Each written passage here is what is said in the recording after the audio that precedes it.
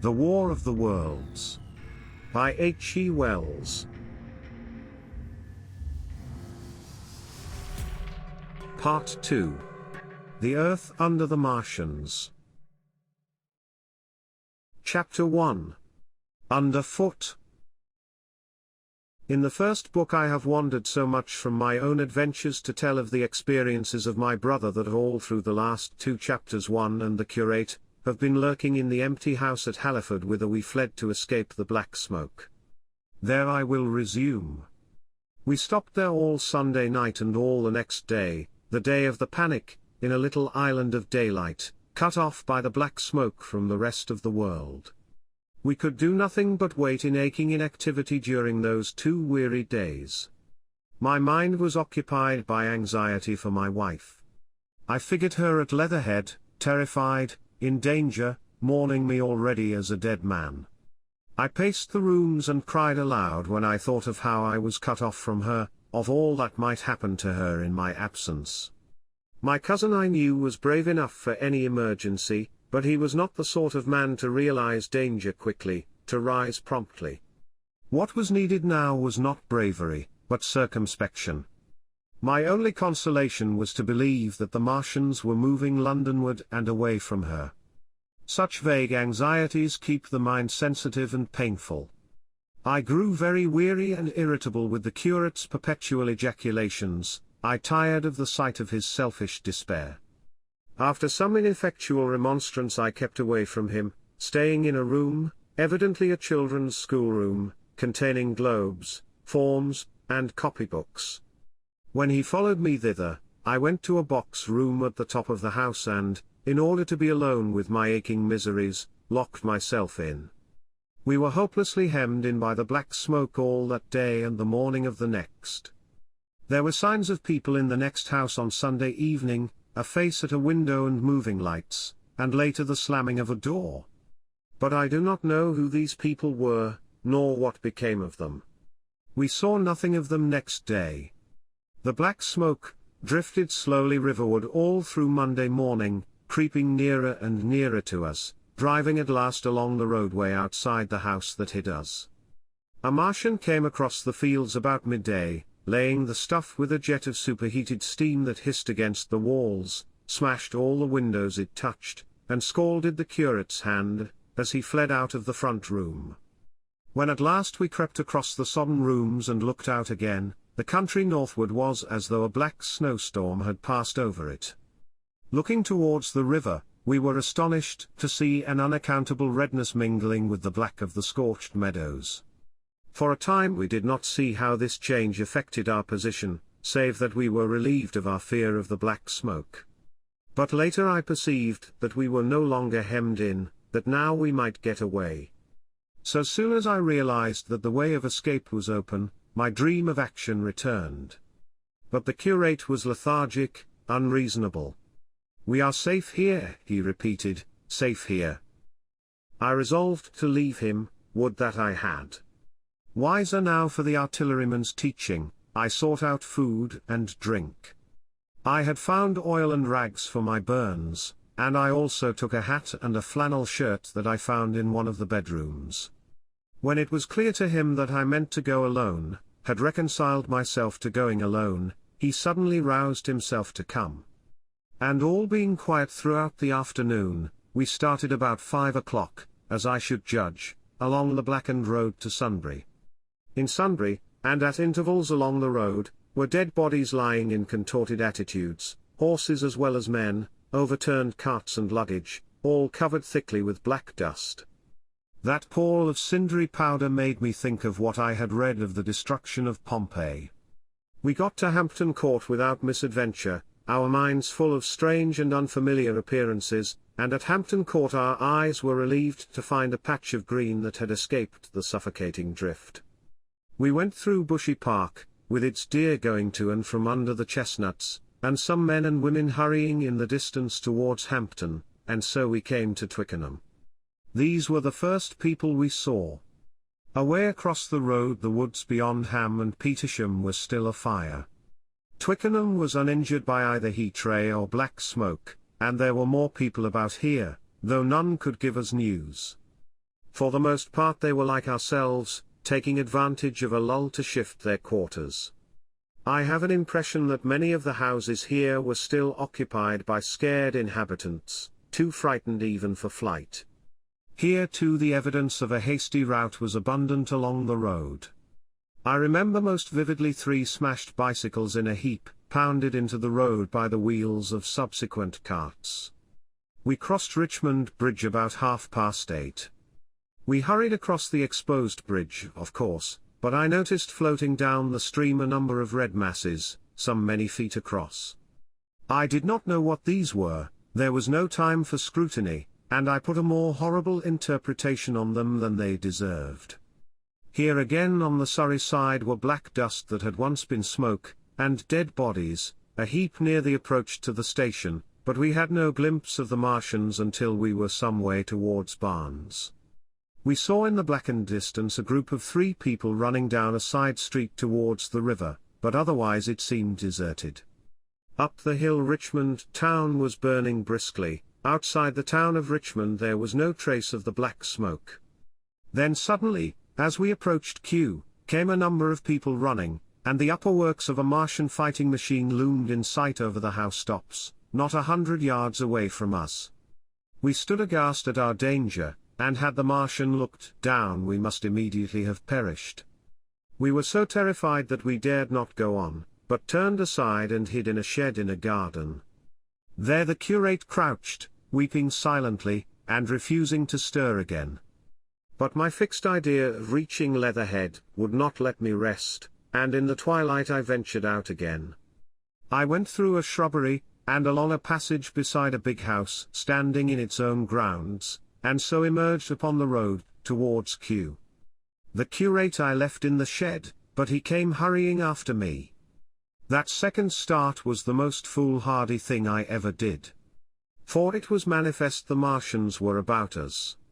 No sooner had the curate overtaken me than we saw either the fighting machine we had seen before or another, far away across the meadows in the direction of Kew Lodge.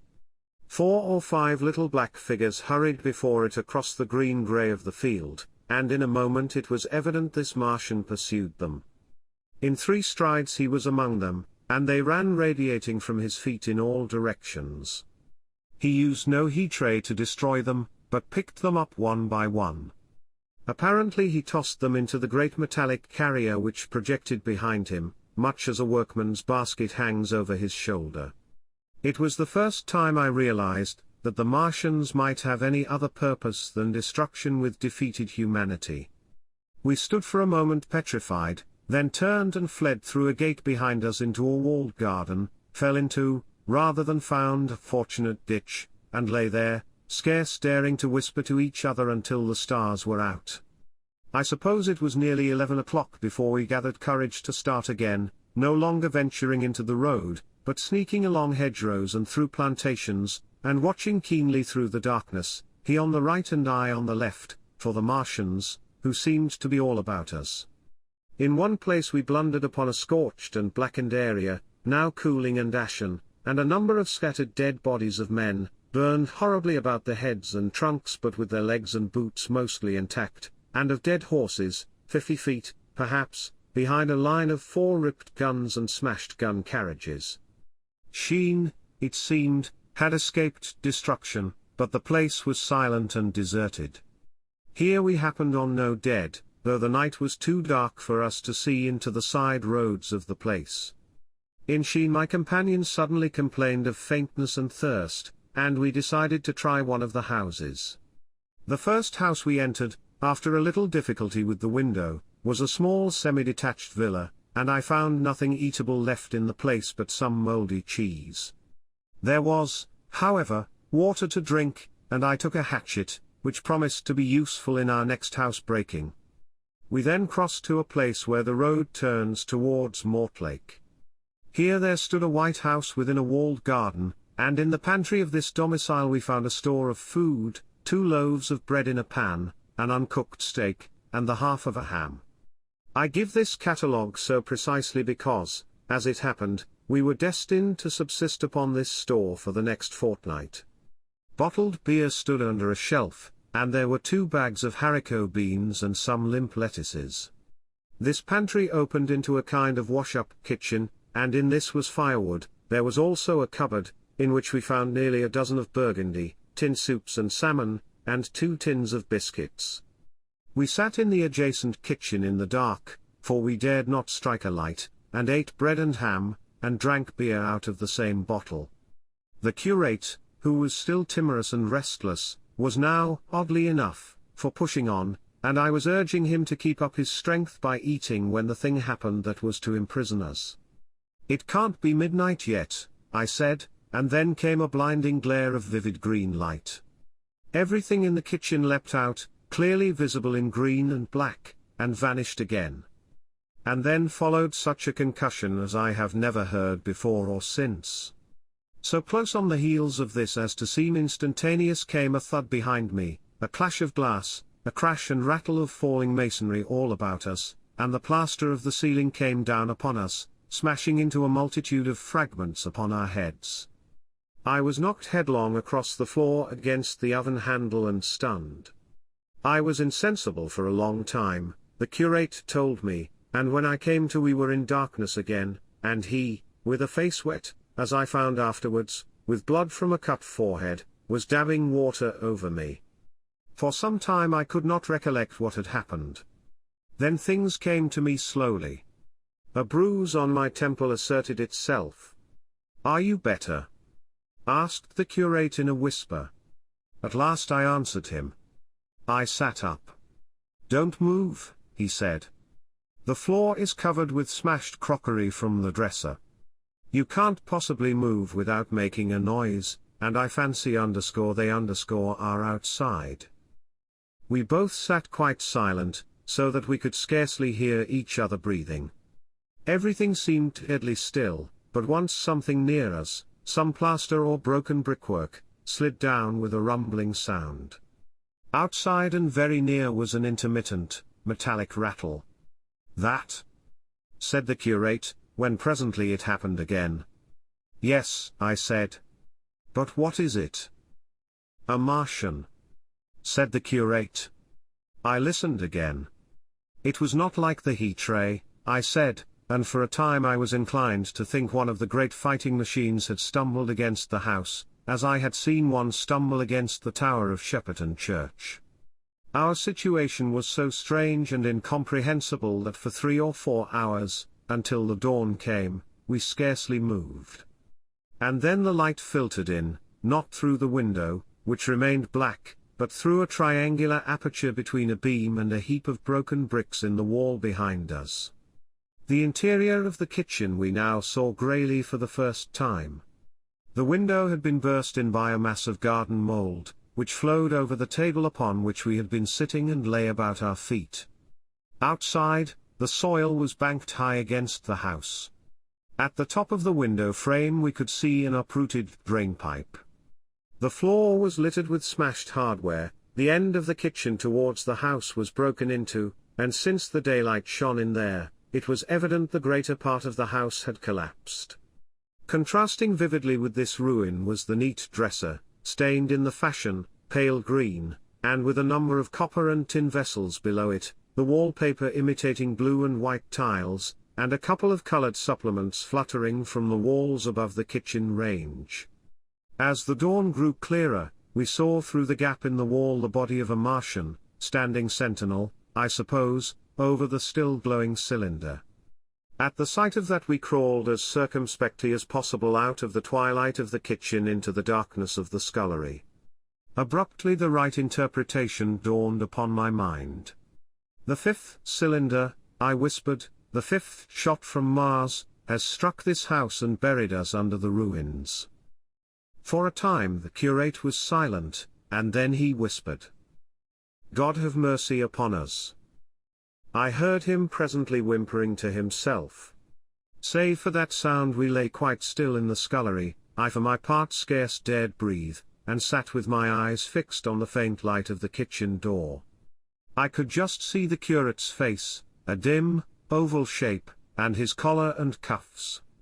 Outside there began a metallic hammering, then a violent hooting, and then again, after a quiet interval, a hissing like the hissing of an engine. These noises, for the most part problematical, continued intermittently, and seemed if anything to increase in number as time wore on. Presently a measured thudding and a vibration that made everything about us quiver and the vessels in the pantry ring and shift, began and continued. Once the light was eclipsed, and the ghostly kitchen doorway became absolutely dark. For many hours we must have crouched there, silent and shivering, until our tired attention failed. At last I found myself awake and very hungry. I am inclined to believe we must have spent the greater portion of a day before that awakening. My hunger was at a stride so insistent that it moved me to action. I told the curate I was going to seek food, and felt my way towards the pantry. He made me no answer, but so soon as I began eating the faint noise I made stirred him up and I heard him crawling after me.